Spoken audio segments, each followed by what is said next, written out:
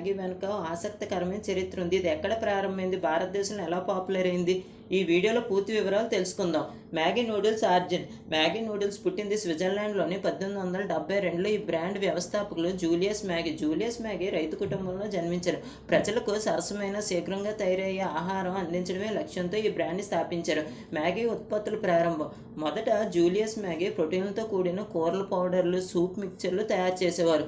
వాటి సక్సెస్ తర్వాత 1884లో మ్యాగీ నూడిల్స్ని తయారీ మొదలుపెట్టారు. ఈ నూడిల్స్ సులభంగా తయారవుతాయి. గుజరాత్ లాంటి శీఘ్ర వంటకాల తరహాలో అవి ప్రజలకు ఇష్టమైన ఆహారంగా మారాయి. నెస్లేలో మ్యాగీ చేరిక.